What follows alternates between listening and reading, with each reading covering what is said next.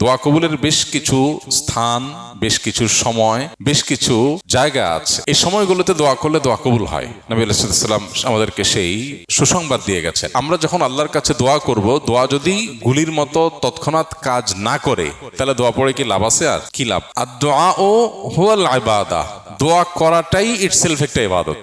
বান্দা যা চায় আল্লাহ অনেক সময় তা দিয়ে দেন, অনেক সময় তা না দিয়ে আল্লাহ রাব্বুল আলামিন তাকে কোনো এর চাইতে জরুরি কোনো জিনিস যেটা সে চায় নাই, খেয়াল করে নাই, সেটা আল্লাহ তাআলা দেন এটার বিনিময়। আবার অনেক সময় দোয়ার বিনিময় দুনিয়াতে কিছুই না দিয়ে এটা জমা রাখেন, আখিরাতে তার বিনিময় আল্লাহ তাআলা দেন। বান্দার দোয়া যদি যথাযথভাবে হয়, দোয়া বিফলে যাওয়ার কোনো কারণ নাই। তো এই জন্য ইমানদার বান্দা আল্লাহর কাছে দোয়া করেই যাবে এবং দৃঢ় বিশ্বাস রাখবে যে আল্লাহর কাছে দোয়া বিফলে যায় না। এই জন্য বৃষ্টির সময় আমরা এ দুটি আমল করবো ইনশাআল্লাহ। বৃষ্টি হলে আল্লাহুম্মা সাইয়্যিবান নাফিআ, অতিবৃষ্টি হলে আল্লাহুম্মা হাওয়ালাইনা ওয়ালা আলাইনা। তৃতীয় আমল হলো, বৃষ্টি যখন হয়, বৃষ্টির নিচে দোয়া কবুল হয়। আর দোয়া ও তাহতাল মাতর, বৃষ্টির নিচে দোয়া করলে দোয়া কবুল হয়। আপনি যে ঘরে আছেন, স্থাপনা আছেন, বাইরে আছেন, যেখানে আছেন, উপরে বৃষ্টি হচ্ছে, আপনি নিচে আছেন। সো এই অবস্থায় আল্লাহর কাছে মনের চাওয়াগুলো পেশ করা যেতে পারে। দোয়া কবুলের বেশ কিছু স্থান, বেশ কিছু সময়, বেশ কিছু জায়গা আছে।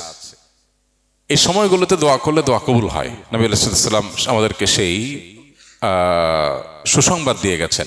তো সেজন্য বৃষ্টির সময় আমরা দোয়া করব আল্লাহর কাছে। কি করব?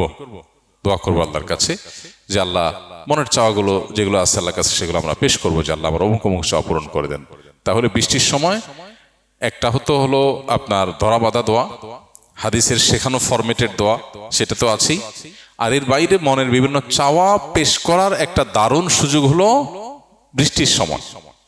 ভোর রাতে তাহাজ্জুদের সময় যেরকম দোয়া কবুল হয়, 5 ওয়াক্ত নামাজের পরে যেরকম দোয়া কবুল হয়, সফররত অবস্থায়, মুসাফির থাকা অবস্থায় যেরকম দোয়া কবুল হয়, তওয়াফ সাইরত অবস্থায় আরাফাতে যেরকম দোয়া কবুল হয়, ঠিক একইভাবে দোয়া কবুলের একটা গুরুত্বপূর্ণ মোমেন্ট বা সময় হলো বৃষ্টি চলাকালীন সময়।